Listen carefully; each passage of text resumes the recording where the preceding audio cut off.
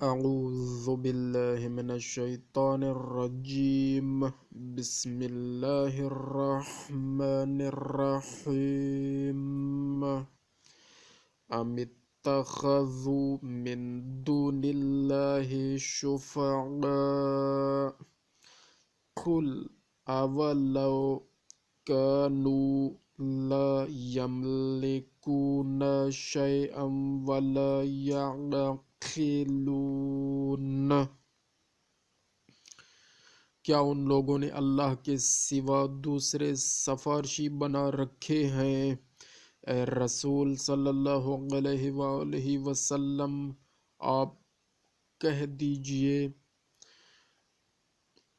اے رسول صلی اللہ علیہ وآلہ وسلم تم کہہ تو دو کہ اگرچہ وہ لوگ نہ کچھ اختیار رکھتے ہوں گے نہ کچھ سمجھتے بوجھتے ہوں گے، قل للہ الشفاعۃ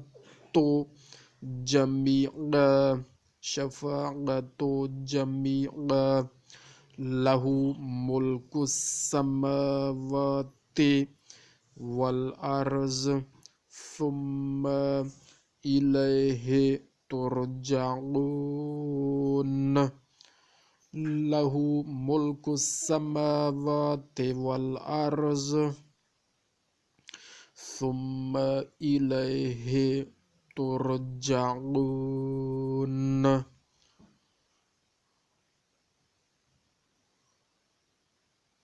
تو بھی سفارشی بناؤ گے، اگرچہ وہ لوگ نہ کچھ اختیار رکھتے ہوں گے نہ کچھ سمجھتے بوجھتے ہوں تو بھی سفارشی بناؤ گے؟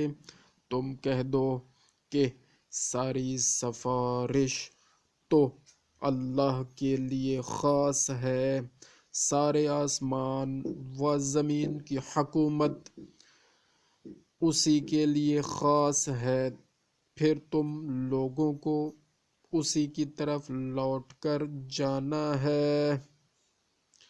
وَإِذَا ذُكِرَ اللَّهُ وَحْدَهُ اشْمَأَزَّتْ قُلُوبُ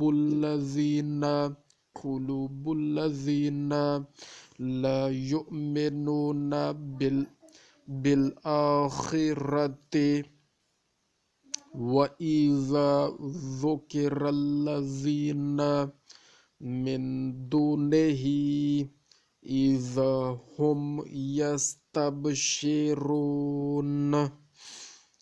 اور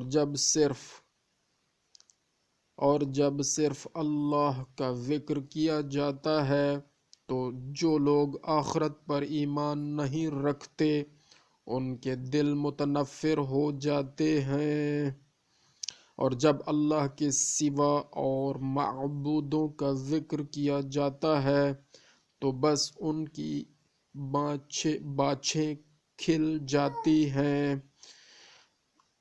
بے شک حق فرمایا، میرے کریم اللہ نے حق فرمایا۔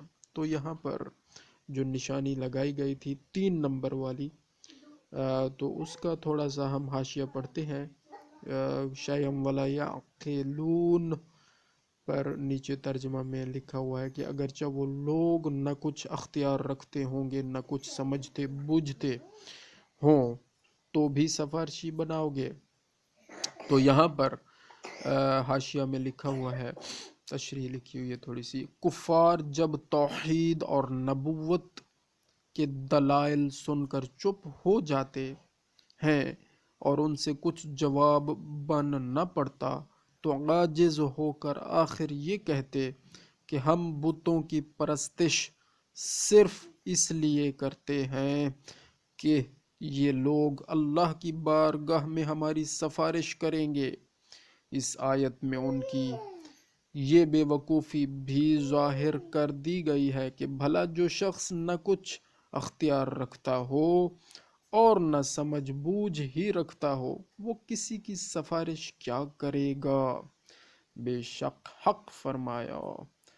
صدق اللہ العلی العظیم۔ اللہم صلی علی محمد وآل محمد وعجل فرجهم